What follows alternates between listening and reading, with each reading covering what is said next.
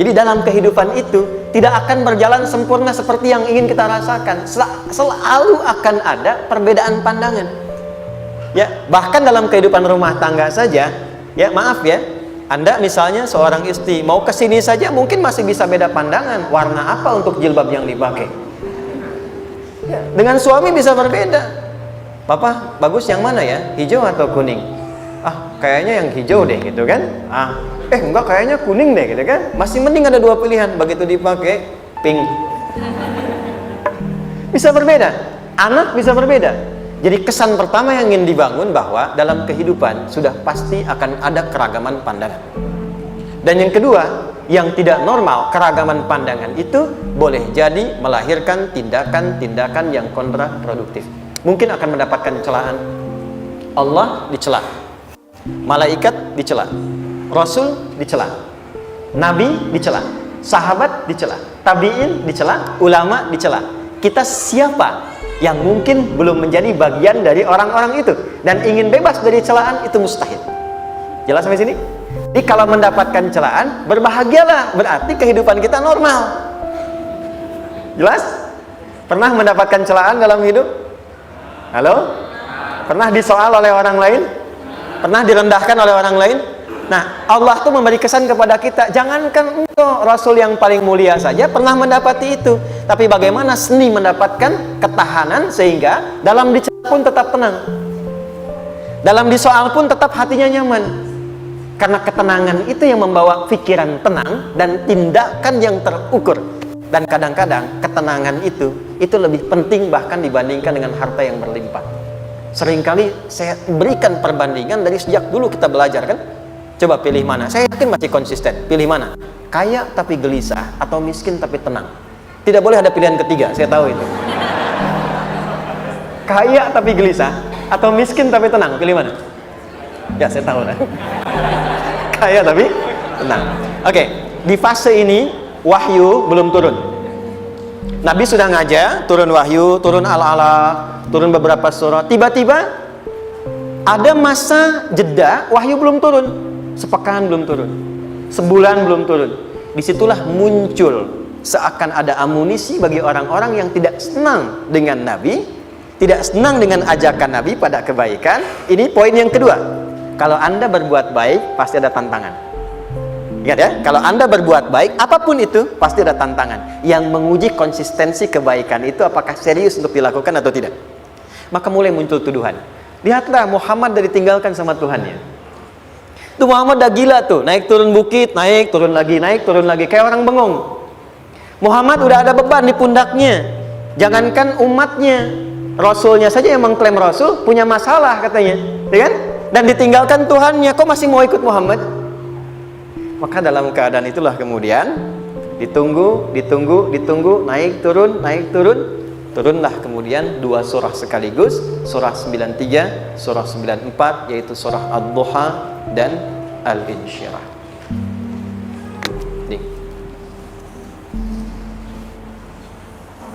Oke, ini materinya dahsyat ya, penting sekali, saking pentingnya ini cepat habis tuh.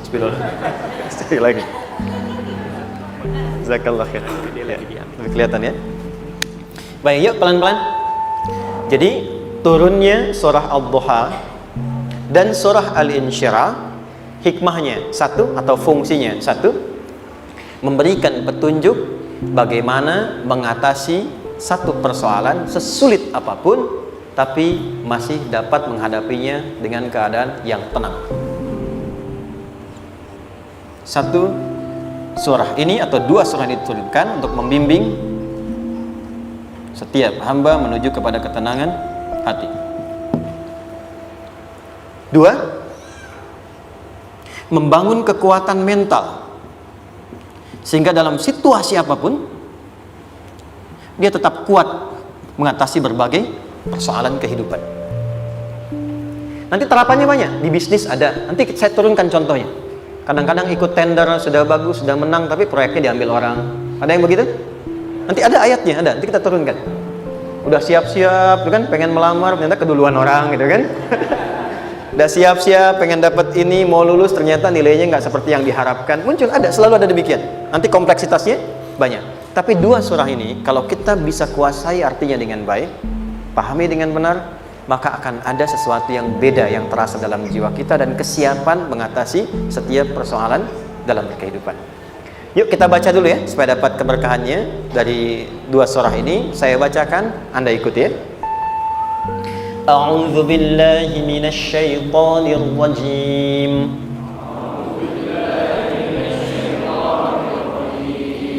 Bismillahirrahmanirrahim.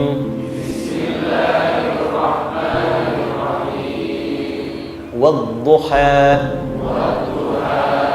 والليل إذا سجى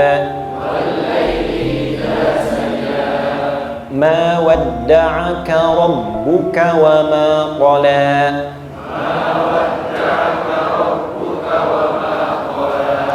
ما ودعك ربك وما قلى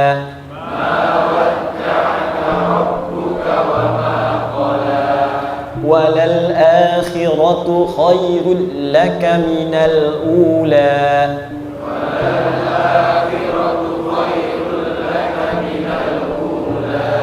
ولسوف يعطيك ربك فترضى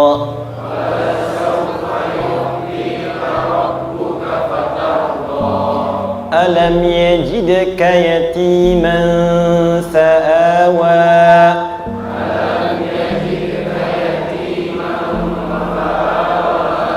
ووجدك ضالا فهدى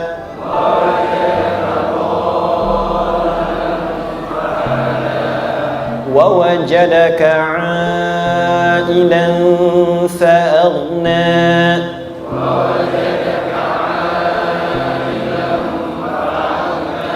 فأما اليتيم فلا تقهر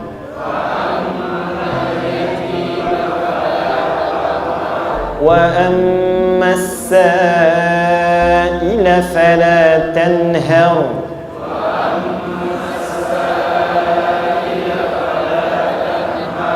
وأما بنعمة ربك فحدث.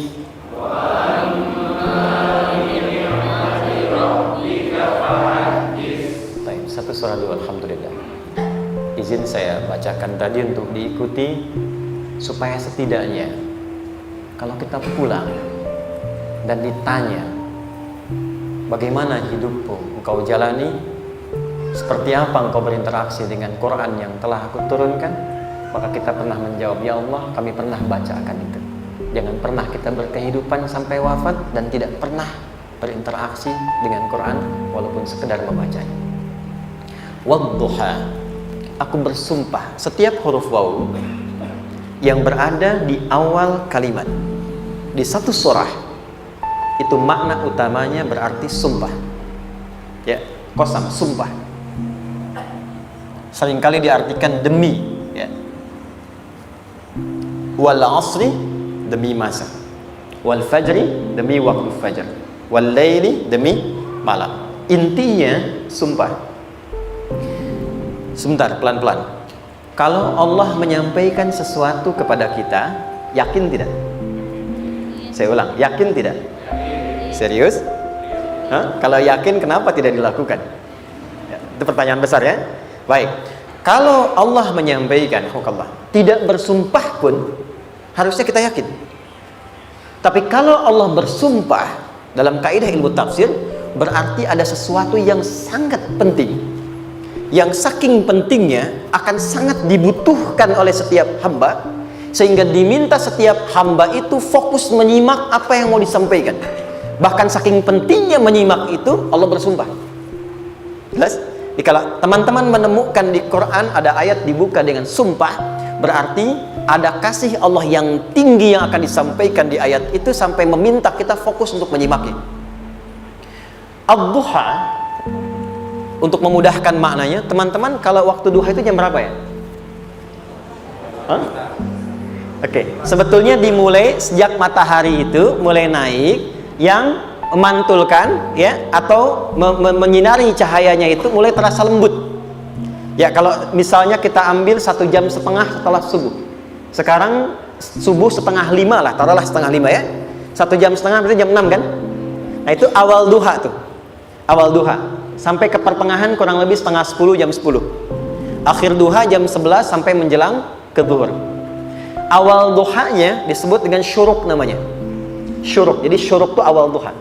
Kalau sudah jam 6 ada cahaya matahari ya. Enak nggak ke tubuh kita itu? Nyaman nggak? Jam 8 enak nggak kalau berjemur ya? Jam 9 enak ya? Nah, ini kata kiasan dalam bahasa Arab. Kalau kita merasakan sesuatu yang enak, nyaman, memberikan manfaat yang banyak, itu orang Arab sering memberikan kiasan dengan waktu-waktu tertentu. Di antaranya duha. Jadi kalau kita menemukan kalimat duha, jangan langsung diartikan ke waktu duhanya.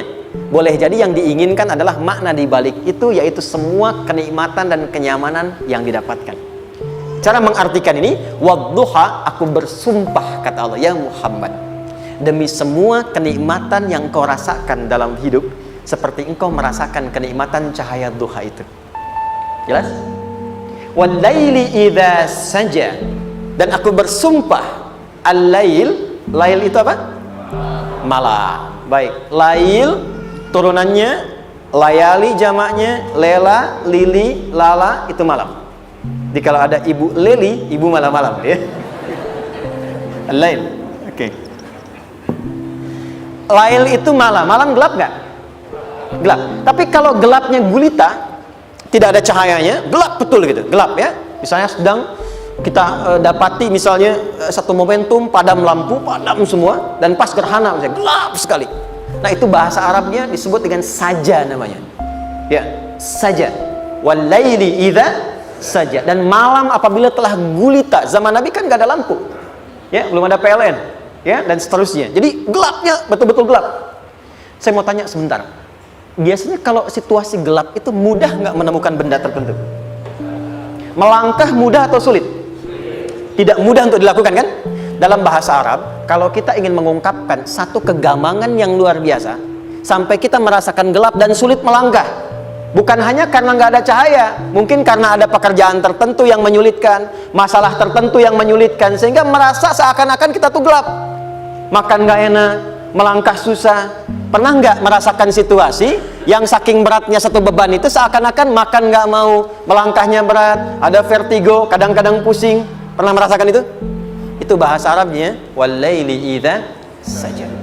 Perhatikan kalimatnya, ya Muhammad sallallahu alaihi wasallam, aku bersumpah demi semua kebahagiaan dan kenikmatan yang engkau pernah raih, seperti merasakan kenikmatan cahaya duha. Dan mungkin persoalan hidup yang pelik yang membuat engkau merasakan kesulitan, seakan-akan merasa di suasana gelap yang gulita. Ma wadda'aka rabbuka wa ma qala. Tanamkan dalam jiwamu yang paling dalam, aku tidak akan pernah meninggalkanmu.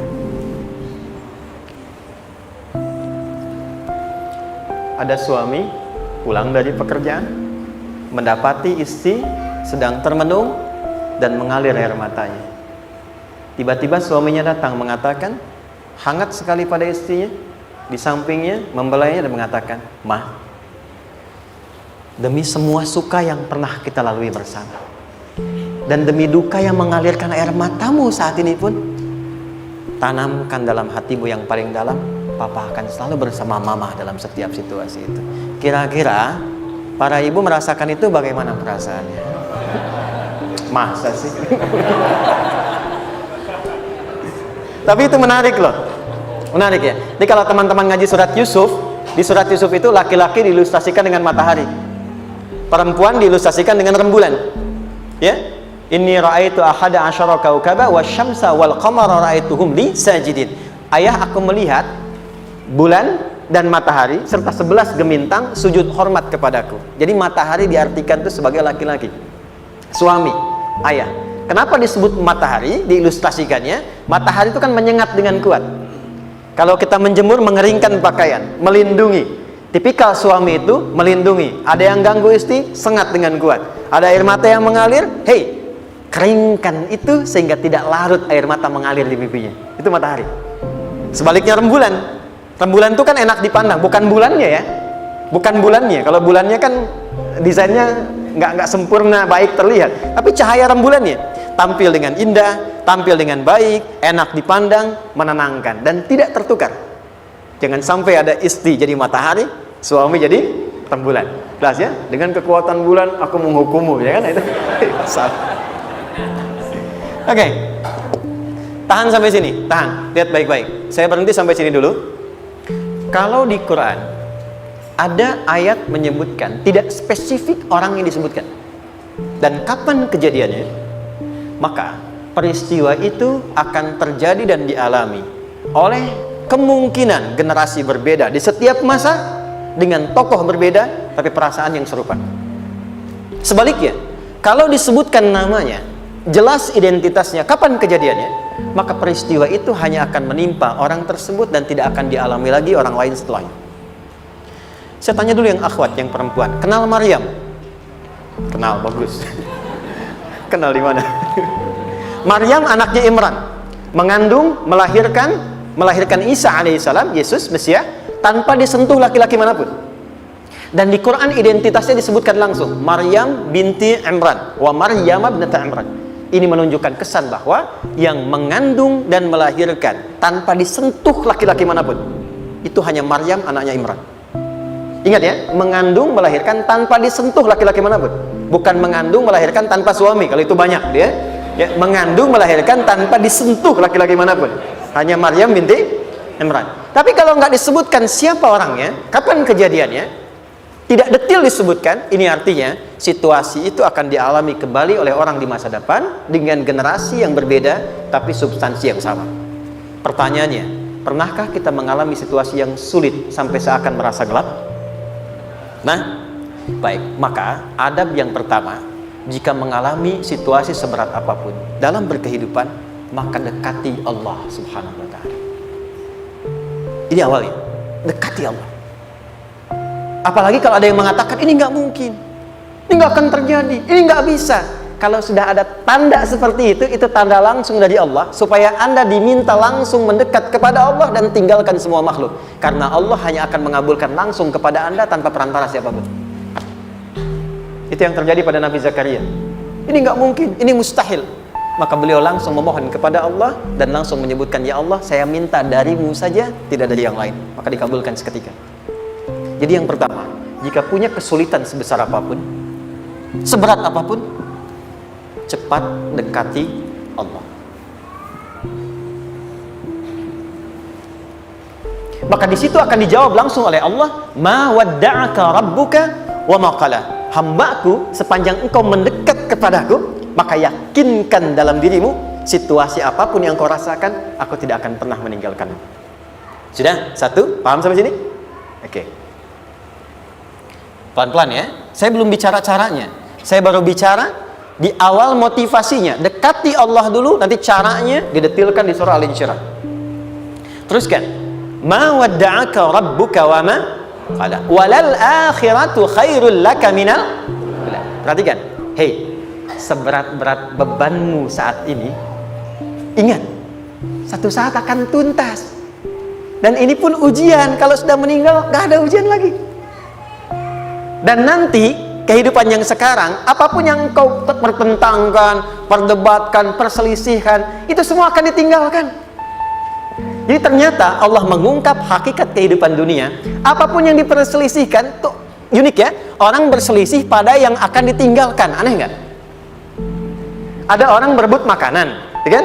Rebutan sampai berkelahi dan sebagainya. Pada akhirnya makanan yang diperebutkan itu pun akan ditinggalkan. Yang ini meninggal, itu meninggal. Jadi memperebutkan sesuatu yang pada akhirnya akan berakhir.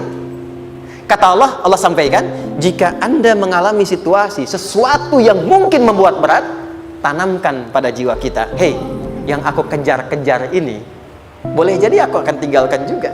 Kenapa aku harus menangisi dan larut pada sesuatu yang tidak abadi? Maka Allah hibur kita dengan mengatakan, kamu tenangkan diri dulu. Semua yang kamu pikirkan sampai membuat kamu berat begini, pada akhirnya kamu tinggalkan, dan yang abadi itu akhirat. Walal akhiratu khairul laka minal. Dua, pelan-pelan sikapi setiap masalah dengan proporsional. Jangan terlalu larut dalam sesuatu. Dapat job satu, pengen, udah siap, kontraknya besar, tiba-tiba hilang. Dipikirin, Anda mikirkan itu pun nggak akan balik.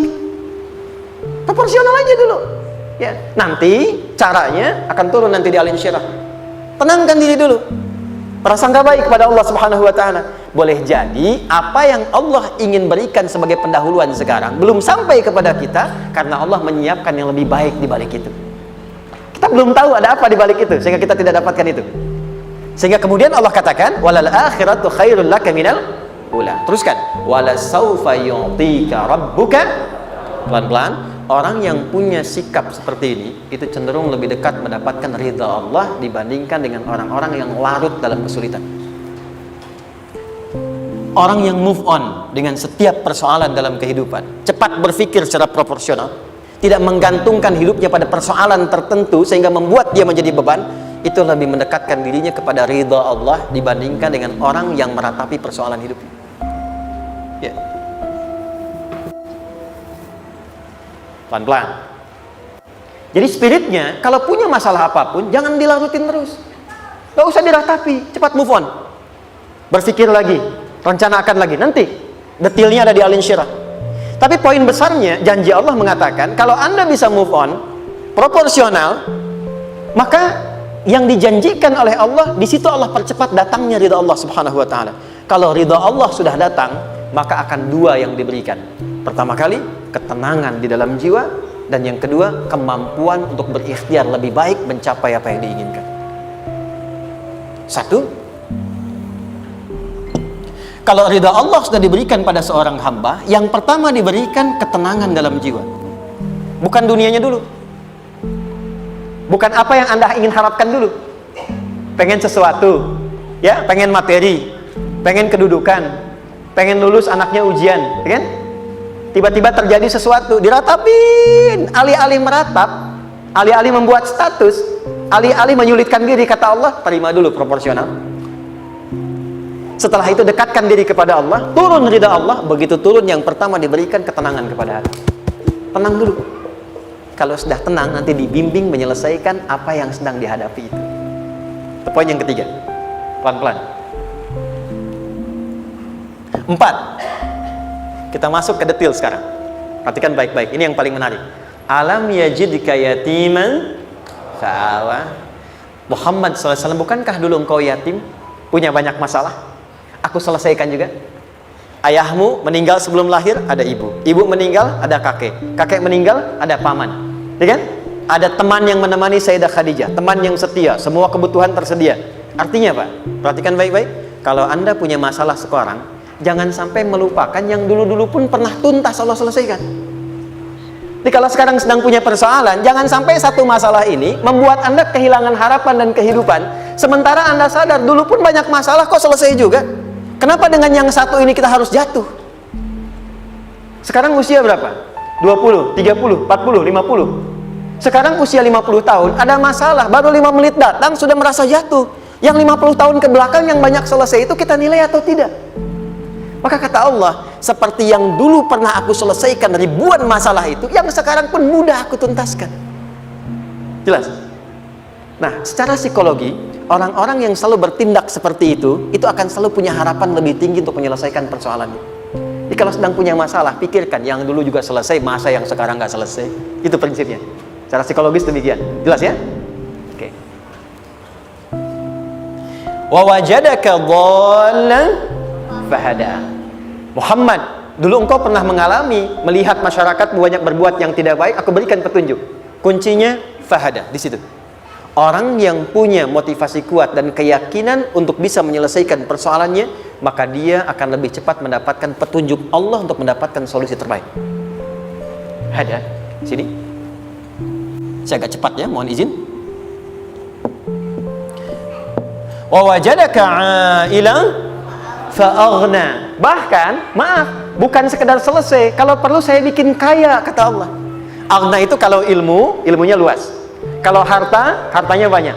Kalau kedudukan, kedudukannya tinggi. Hei, engkau yang sedang mengejar kedudukan, aku tahan sebentar karena ada yang nggak bagus untukmu di sini. Tapi kalau kamu terima, aku angkat itu lebih daripada apa yang kamu harapkan. Kamu pengennya bintang 2, aku naikkan sampai bintang 4. Kalau perlu 5 sekalian.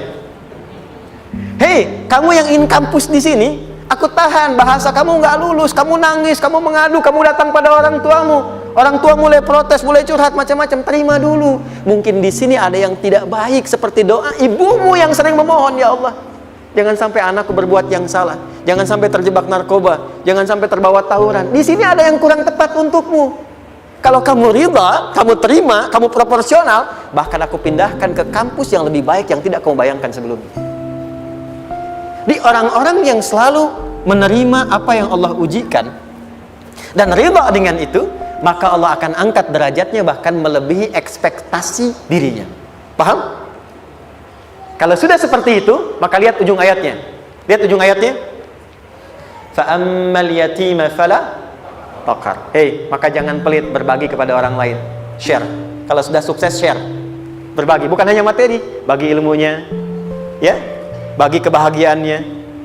Wa ammas sa'ila fala tanhar. Jangan sampai nunggu orang minta. Kalau lihat ada kawan yang butuh, sekarang Anda sukses. Tapi boleh jadi kesuksesan Anda itu tangganya dari teman-teman Anda.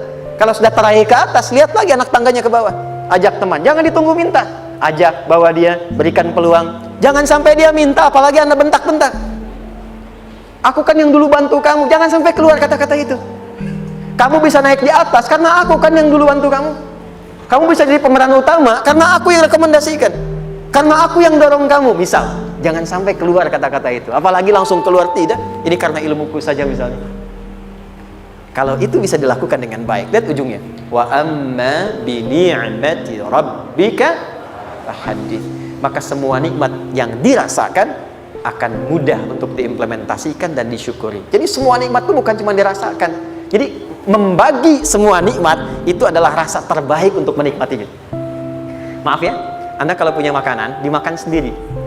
Dengan dibagi sama-sama, kira-kira rasa nyamannya yang pertama atau yang kedua? Kedua. Makan sendiri, enaknya sendiri kan?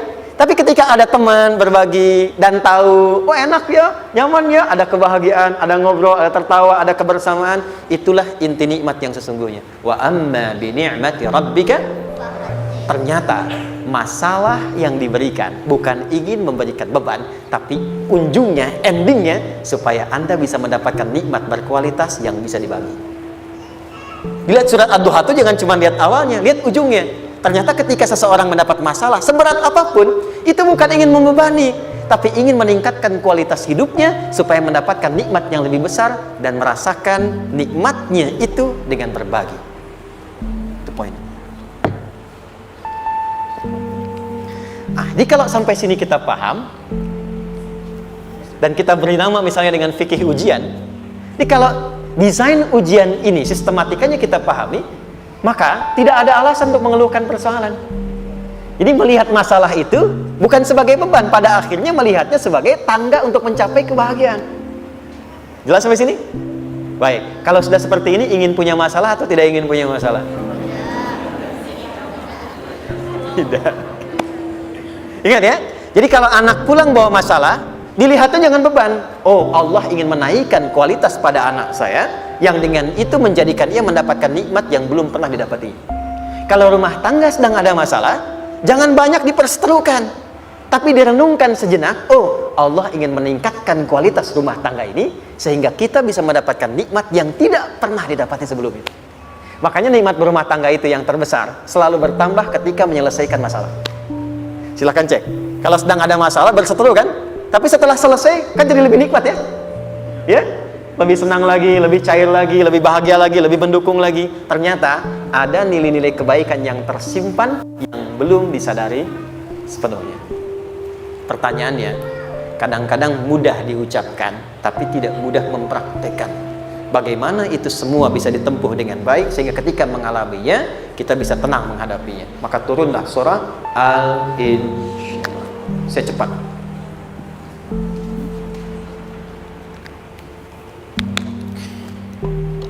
Teman-teman, ini apa? Kelas ya? Baik, pelan-pelan sedikit. Kira-kira volumenya besar kecil? Kecil ya? Baik. Kalau saya bandingkan dengan gayung, volumenya besar mana? Gayung ya? Baik. Kalau ini saya perlebar, sehingga bisa memasukkan apapun ke dalamnya, itu bahasa Arabnya disebut dengan insyirah namanya. Jelas? Meluaskan sesuatu sehingga terlihat lapang, sehingga memudahkan setiap hal masuk ke dalamnya. Itu insyirah namanya. Surah ini diberi nama dengan surah Al-Insyirah, yang berarti sesuatu yang lapang, yang tenang, yang nyaman. Yang diharapkan dengan keadaan hati yang lapang, nyaman, tenang itu, segala persoalan yang dihadapi dalam kehidupan akan mudah diterima dan tidak berdampak besar dalam menyikapinya. Maka bagaimana kemudian Allah memberikan turunan-turunan petunjuk supaya apa yang diharapkan ini bisa tercapai? Satu, izin mengilustrasikan. Saya kasih cerita sebentar. Ada seorang anak muda, kisah ini sangat viral, hampir setiap kita bisa mendapatinya. Datang kepada seorang kakek tua di sisi danau yang jernih sekali airnya. Dia berkeluh kesah tentang persoalannya. Dia katakan, saya punya masalah begini. Berat sekali terasanya. Kakek itu kemudian permisi, dia hanya membawa 2 genggam garam. Kemudian beliau bawa 1 gelas, ilustrasinya seperti ini. Dimasukkanlah kemudian garam itu ke gelas itu. Lalu diambil 1 gelas air yang jernih tadi dengan garam segenggam. Kata beliau, minum. Pemuda itu mengatakan, wah asin, minum aja dulu. Lalu ketika diminum, langsung ditumpahkan. Dia muntahkan, asin katanya. Lalu setelah itu kakek yang tadi melepaskan segenggam sisanya, dilempar ke danau tadi yang luas. Lalu diambil lagi dengan gelas yang sama. Sekarang minum. Bagaimana rasanya? Segar, enak, nyaman. Itulah hatimu. Kalau hatimu sempit sesempit gelas ini, maka masalah sekecil apapun akan selalu menghadirkan kesulitan seperti engkau menelan garam tadi. Tapi kalau hatimu luas, sebesar apapun masalah, tidak akan pernah berdampak pada dirimu kecuali engkau mampu menyusun rencana untuk mengatasinya. Kelapangan hati yang membuat diri kita mampu menerima persoalan apapun, itu yang disebut dengan insyirah. Makanya dulu tahun 90-an ada sinetron Hati Seluas Samudra gitu ya. Saya pernah tahu itu. Sama anaknya diapa-apain juga, oh masih aja ya menerima gitu. Dulu siapa ya? Jeremy Thomas dan lain-lain ya. Saya kira ada itu. Ya, saya kira itu ya. Saya pernah lihat sejenak ya. Saya jarang-jarang nonton gitu. Pernah lihat aja. Saya senang riset. Jadi kalau riset itu ada riset dakwah, ada riset materi. Saya teman-teman yang musik gitu ya. Saya tidak terlalu dekat dengan musik karena saya di Quran gitu. Tapi untuk mengetahui hukum musik itu bagaimana, saya riset. Sampai ke notasi saya tahu. C, D, F, G, A, B, C, G, A, B, C, D, F, G, D, F, G, A, B, C, D, A, B, C, D, F, G, A, F, G, A, B, C, D, E, B, C, D, E, F, G, Ais, B, F, G, Ais, B, C, D, Ais, Fis, C, D, Ais, B, G, Ais, Bis, Cis. Gitu kan ya? Ya, tapi kalau diminta piano, gitar, ini saya nggak bisa. Ya, tapi untuk menentukan hukum, nah kita bisa paham gitu. Misalnya boleh nggak baca Quran pakai langgam Jawa gitu kan? Nah hukumnya apa? Nanti dari teori itu muncul. Ya, paham ya? Nah, oke, balik sini. Perhatikan baik-baik. 1, saya agak cepat. Ini ditafsir langsung turun Al-Insyirah. Yang pertama, alam nashrah laka sadrak wa wada'na anka wizrak alladhi anqadha dhahrak. Tahan sampai sini dulu, 3 ayat. Saya mulai dari ayat kedua dan ketiga. Perhatikan baik-baik. Wa wada'na anka wizrak alladhi anqadha dhahrak. Artinya apa? Artinya satu beban yang diletakkan di pundak yang berpengaruh kepada semua bagian tubuh. Kita pernah melakukan atau melihat yang angkat beban ya? Beban kan semakin berat diangkat, semakin terasa ke bagian-bagian tubuh ya, ke semuanya. Nah, itu namanya wizrak alladzi anqadha dhahrak. Beban yang dipikul yang berat sekali sampai semua merasa. Makanya jadi satu ungkapan dengan mengatakan dia sedang memikul beban yang sangat berat. Sampai kepalanya pusing, tidur nggak nyaman, miring kanan, miring kiri. Itu namanya ya alladzi anqadha dhahrak. 1. Saya percepat, akan ada satu masa dalam hidup setiap hamba merasakan satu persoalan yang seakan-akan beban berat yang dipikul sampai merasa kesulitan dari ujung kepala sampai ujung kaki. Siapapun itu. Jujur ya, setiap kita tanyakan pada diri sendiri. Setiap kita yang ada di sini, saya yakin pasti pernah atau bahkan akan mengalami satu peristiwa yang merasakan beban berat sampai seakan-akan ujung kepala sampai ujung kaki merasakan sakitnya. Ada yang sudah mengalami atau bahkan nanti akan ada yang melalui. Perhatikan baik-baik. Teruskan ayatnya. Wa rafa'na laka. Perhatikan. Kalau ada yang sedang merasakan itu, yakinlah kata Allah, pada saat itu sesungguhnya Allah sedang mengangkat derajatnya dan meningkatkan kualitas hidupnya untuk mencapai sesuatu yang istimewa yang belum pernah diraihnya. Dari sini kita buat persamaan ujian. Tadi kan berbanding lurus dengan harapan, banding lurus dengan solusi nanti pada akhirnya. Fokus. Lulus di sini, insya Allah setiap persoalan akan lebih mudah untuk diatasi. Ujian, seberat apapun yang sedang kita alami, tidak akan pernah diberikan kepada kita oleh Allah, kecuali ternyata hikmahnya untuk mengabulkan harapan-harapan besar yang sebetulnya kita mintakan. Jujur ya, setiap kita kan sering punya permohonan ya, sering berdoa ya. Ya Allah, minta ini, minta itu, minta ini, minta itu, gitu kan? Nah, cara Allah mengabulkan harapan kita itu, yang pertama, jalurnya lewat ujian. Karena semua kesuksesan itu, desain dasarnya adalah melewati ujian. Coba, anak-anak kita yang sedang sekolah itu, apa mungkin di wisuda dengan penuh kebahagiaan kalau nggak mengalami ujian? Lewat ujian dulu kan? Dia belajar dulu, ujian dulu, ngatasin soal dulu, lulus, baru wisuda. Apakah mungkin akan dapat IPK 4 yang diharapkan kalau tidak mengalami ujian? Belajar dulu, ya kan? Ada waktu, sempat dia bangun malam, siang, dan seterusnya, belajar, keringat, dan sebagainya, baru bahagia kan? Dan ternyata belajar itu untuk di wisuda. Sebab kalau kita tidak belajar, mustahil dapat wisuda. Kalau tidak lewat ujian, mustahil dapat ijazah. Karena ternyata harapan itu, hukum dasarnya dalam berkehidupan, bisa diraih dengan melewati ujian. Ini poinnya. Jadi mohon, kalau sedang mengalami sebuah peristiwa dan kita harus menghadapi itu, coba renungkan, sebetulnya pernah berdoa apa sampai kita mengalami itu, sehingga dengan jalan itulah sebetulnya Allah ingin mengabulkan harapan yang dulu pernah kita mintakan. Jelas? Oke, satu. Yuk turunkan rumusnya pelan-pelan. Quran surah kedua ayat 286. Ini kesini dulu, baru nanti kita balik lagi. 2 Al-Baqarah ayat 286. La yukallifullahu nafsan illa wus'aha. Tahan sampai sini. Lihat baik-baik. Hukum yang pertama. Hukum pertama. Allah tidak mungkin menguji seorang hamba di luar batas kemampuannya. Jadi kaidah yang pertama tadi, kalau kita sedang diuji, sebetulnya ada harapan dan doa yang pernah kita mohonkan dan Allah ingin mengabulkan itu, jalan pertamanya adalah ujian. Tapi adilnya Allah, tidak akan pernah kita diuji kecuali sesuai dengan kemampuan kita. Jadi kalau nggak mampu, nggak mungkin diberikan ujian. Ingat ya, kalau tidak mampu, tidak mungkin diberikan ujian. Artinya harapan yang kita mohonkan pun akan sesuai dengan kemampuan kita. Jadi kalau kita minta sesuatu nggak mungkin bisa menggunakannya, nggak akan dikasih. Nah, balik ke sini untuk memberikan ketenangan kepada hati kita. Kalau sedang menerima persoalan, setelah kita mengatakan, oh ini mungkin ada harapan yang ingin saya dapatkan, jalannya lewat sini. Untuk memberikan ketenangan kepada hati, begitu persoalannya tiba, langsung katakan pada diri kita, saya pasti bisa menjalaninya. Mustahil saya diuji kalau nggak mampu menjalaninya. Itu bahasa singkatnya. Ingat ya? Kalau ingin mudah menyelesaikan persoalan, kata Quran, setiap ada ujian, langsung katakan pada hati kita, insya Allah bisa. Gak mungkin saya diuji kalau saya gak sanggup.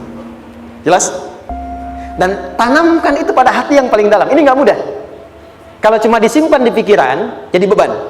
Tapi kalau Anda tanamkan dalam hati, seberat apapun masalahnya, pasti saya sanggup, pasti saya bisa. Pernah lihat dulu ada acara 90-an Benteng Hattori? Oke? Benteng Takeshi ya? Takeshi ya, gitu kan, artinya kan bisa jawab ya. Dia tahu Ninja Hattori mendaki gunung, lewati lembah, ya tahu ya. Son Goku, Songgohan, apa? Saya tahu itu. Son Goku, Kamehameha, Piccolo itu, yang nulisnya Suzuki Watanabe, saya tahu itu. Benteng Hattori, balik lagi ya. Benteng Takeshi ya. Puncaknya kan main pakai itu kan, pakai tanknya dan sebagainya. Tapi pernah ingat gak satu episodenya itu? Begitu akan bertarung, kan selalu ada motivator di sampingnya itu mengatakan, ayo, kamu bisa, gitu kan? Dia nggak ngaji Quran tuh, kita punya ayatnya. Pernah nggak? Buka lagi ya dulu ya. Oke. Korea, kenapa bisa nyusul Jepang? Salah satunya, waktu Jepang itu maju, setiap di Korea itu ditanamkan dari mulai anak-anak TK-nya. Kita harus lebih daripada Jepang. Sejak anak-anaknya TK. Itu ditanamkan betul. Kita bisa, kita dari TK. Sehingga ketika di sana bikin Honda, sini Hyundai. Hyundai kan dibacanya Hyundai, ya kan? Sana Honda, sini Hyundai gitu. Di apapun yang dibuat Jepang, Korea harus lebih unggul. Itu ditanamkan dari awal. Bisa. Kita itu sekarang punya ayatnya. Jadi kalau sedang punya masalah seberat apapun, katakan pada diri kita, insya Allah bisa. Gak mungkin diuji kalau nggak sanggup. Bisa insya Allah. Bisa. Kenapa mah? Bisa. Jelas? Oke. Sudah di situ teruskan. Lanjutkan. Warafa'na laka dzikra. Teruskan. Fa inna ma'al usri. Nah, ini poin terbesarnya. Fa inna ma'al usri yusra. Fa huruf yang menunjukkan sesuatu berlangsung dengan cepat. Inna di ilmu nahwunya berbunyi begini, di gramatikal bahasa Arab. Harfu nasbin wa taukidin, tansibul isma wa tarfa'ul khabara, mabniyun 'alal fathi la mahalla lahu min al-i'rab. Paham? Tidak. Inna huruf yang digunakan untuk menguatkan informasi agar ditancapkan ke dalam hati sekuat-kuatnya dan jangan pernah ragu. Jadi kalau orang Arab itu nancapkan tongkat begini dan kuat, tidak goyah, itu nasab namanya. Nasabar rajul asahu fil ardi. Inna ini harfu nasab. Jadi kalau ada di Quran dibuka informasinya dengan inna, maksudnya begini, hei, tancapkan informasi dalam hatimu dengan kuat, jangan pernah ragu. Yakinkan pada dirimu. Apa yang harus diyakinkan? Ma'al usri yusra. Inna ma'al usri yusra. Usrun sama dengan yusrun. Lari ke sini. Oke. Apa artinya usrun? Sulit. Oke. Sulit itu ada dua. Ada sa'bun, ada usrun. Kalau kesulitan yang relatif, kata si A sulit, si B mudah, itu sa'bun namanya. Contoh, kata si fulan, bahasa Jepang susah. Padahal kata yang lain tidak. Saya ke Jepang, anak-anak kecil begini bisa bahasa Jepang gitu kan. Bagi mereka mudah gitu ya. Saking mudahnya gitu. Kata shiwa gitu. Anak-anak kecil, bagi mereka mudah, bagi kita belum tentu. Itu sa'b. Inna lughatal yabaniyah sa'bah. Relatif. Tapi kalau kesulitan yang sifatnya mutlak, semua orang mengatakan sulit. Maaf, bawa mobil sulit atau mudah? Bukan mengendarai ya, bawa mobil, bawa. Sulit ya? Sulit ya? Baik, sepakat sulit semuanya. Nah, itu dalam bahasa Arab dikenal dengan usrun. Kesulitan yang semua sepakat bahwa itu susah. Sulit, semua sepakat. Dan ketika ada orang bicara, aku sedang punya masalah begini, semua mengatakan, wah itu nggak mudah, itu nggak mudah, itu usrun namanya. Lawannya, kemudahan yang relatif disebut sahlun. Tapi kemudahan yang semua sepakat bahwa itu mudah, itu yusrun namanya. Mengangkat spidol, semua mengatakan mudah, ringan, itu yusrun namanya. Perhatikan, Allah tidak memasangkan sa'bun dengan sahlun, tapi memasangkan usrun dengan yusrun. Orang-orang yang punya keyakinan kuat, setiap persoalan itu akan selesai, dan dia mengatakan pada dirinya, aku bisa melewatinya, maka perhatikan kalimatnya kata Quran, inna ma'al usri yusran. Sesulit apapun masalah yang sedang dia alami, maka Allah akan datangkan solusi semudah-mudahnya yang bisa dia nikmati. Dengan kata lain, kalau kita bawa ke bahasa psikologi, kalau sedang menghadapi persoalan seberat apapun, selain kita mengatakan ini pasti bisa saya lalui, saya insya Allah sanggup mengatasinya, katakan pada diri kita, ini pasti selesai, pasti ada solusinya, pasti mudah. Katakan, walaupun memang solusinya belum datang, tapi tenangkan pada diri kita dengan mengatakan inna ma'al usri yusra. Bahasa psikologinya, katakan pada diri kita, ini pasti selesai, Gak mungkin gak selesai, pasti ada solusinya, pasti mudah. Itu lebih memberikan harapan pada diri kita untuk menuntaskan persoalan dibandingkan dengan meratapinya. Jelas? Teruskan. Fa inna ma'al usri. Kalau masih ragu kata Allah, katakan lagi sekali lagi sampai hati kita merasa nyaman. Jadi kalau sedang punya persoalan seberat apapun, tanamkan pada diri kita, pasti selesai. Belum nampak, insya Allah pasti selesai. Gak mungkin diuji kalau gak ada solusi. Itu lebih memberikan harapan. Setelah itu, fa'idha faraghta, mitigasi masalahnya, mitigasi persoalannya. Tuliskan, ini masalahnya apa? Rumah tangga. Apa saja misalnya, dia ada suami, ada istri, ada anak-anak. Masalah ada di mana? Kadang-kadang benangnya jadi kusut karena satu-satu nggak segera diselesaikan. Maka kata Al-Quran, fa'idha faraghta, satu-satu mitigasi dulu. Satu masalah di sini, lihat di suami, lihat di istri. Kalau pekerjaan, masalahnya apa? Sebelum bercabang kemana-mana, petakan. Apakah rekanannya? Apakah relasinya? Apakah kemampuannya? Apakah manajerialnya? Apakah marketingnya? Mitigasi, kotaki semua, selesaikan satu-satu. Setelah itu, apa yang dilakukan? Wa ila rabbika, tawakal sepenuhnya kepada Allah untuk menentukan hasilnya. Tawakal itu yang paling mahal.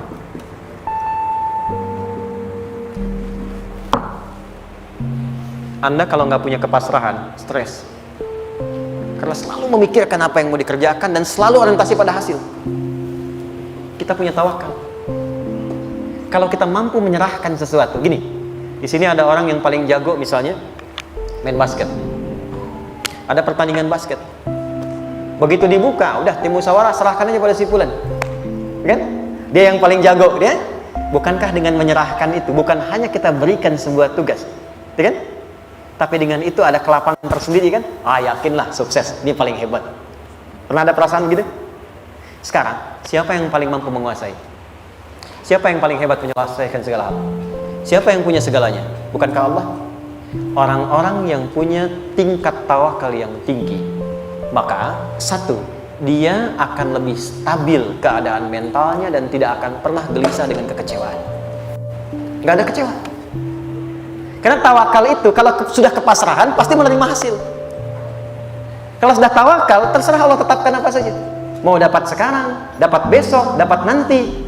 Puncak yang paling tinggi, tugasmu hanya berikhtiar semampu yang bisa dilakukan.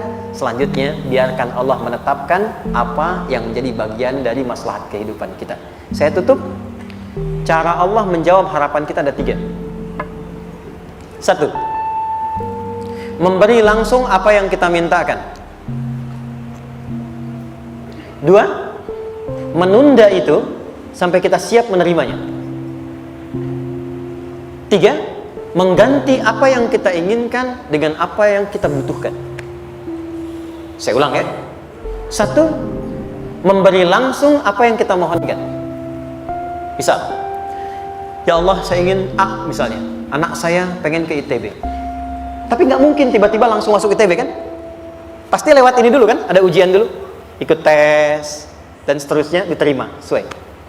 2. Kadang menunda sesuatu sampai dia sanggup menjalaninya. Anda punya anak usia 5 tahun, pengen diberikan motor. Anda mampu untuk memberi motor, dikasih nggak? Tidak. Sampai dia sanggup mengendarai motor, baru Anda berikan. Terkadang ada yang kita minta sekarang tidak didapati sekarang, tapi ternyata tahun depan kita dapat. Kita harus sadar bahwa anugerah yang kita dapatkan tahun depan itu sebetulnya adalah hasil doa kita di tahun ini. Pernah dengar nggak kisah viral? Nabi itu berdoa baru dikabulkan setahun setengah, setahun 6 bulan. Padahal itu Nabi loh. Kiblat pertama kita kemana? Palestina kan? Baitul Maqdis kan?